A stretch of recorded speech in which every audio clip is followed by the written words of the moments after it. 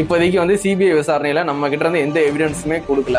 சரிங்களா? அவங்க கேட்குறது எல்லாத்துக்குமே எவிடன்ஸ் கேட்குறாங்க. எதுக்கு அந்த கரூரை விட்டு போனீங்க, யார் போக சொன்னா அப்படின்னு சொல்லும்போது போலீஸும் கலெக்டர் தான் போக சொன்னாங்க. அப்போ போலீஸ்னா எந்த போலீஸ் வந்து உங்களை போக சொன்னாங்க, ப்ரூஃப் காட்டுங்க.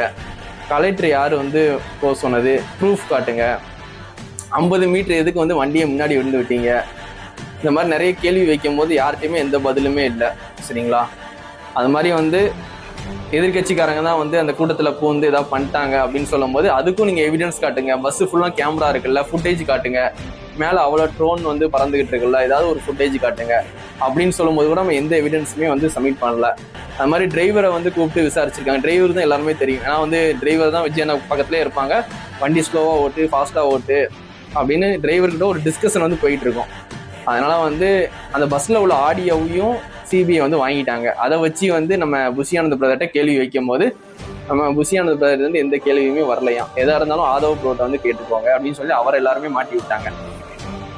அதனால வந்து இதை எதிர்கட்சிக்காரங்க நல்லா யூஸ் பண்ணிட்டு நம்மளை வச்சு செய்கிறாங்க. இவங்க கட்சிக்குள்ளேயே ஒரு ஒற்றுமை இல்லை. ஏதாவது பிரச்சனை வந்தால் அவங்களுக்குள்ளேயே வந்து கையை காமிச்சு விட்றாங்க. இவர் தான் காரணம்ட்டு.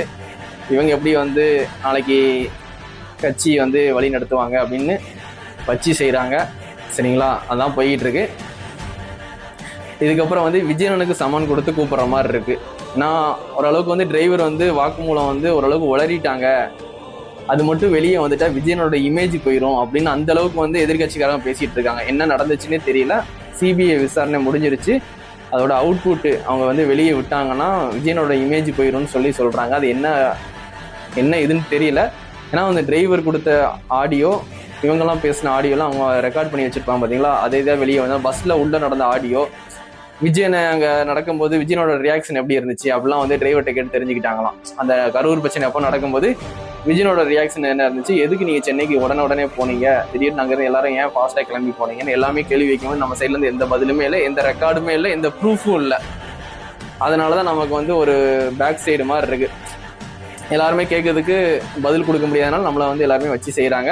இப்போதைக்கு வந்து விஜயன படம் வந்து ஜனவரி 9 ரிலீஸ் ஆகுது. நம்ம அதை பார்ப்போம். அதுக்கப்புறம் தான் விஜயனை எப்படியும் வந்து சிபிஐ விசாரணைக்கு போவாங்க. விஜயனை வந்து சொல்லும் போது தான் என்ன உண்மைன்ட்டு எல்லாருக்குமே கிளியராக தெரியும். நம்ம கண்டிப்பாக வெயிட் பண்ணி பார்ப்போம்.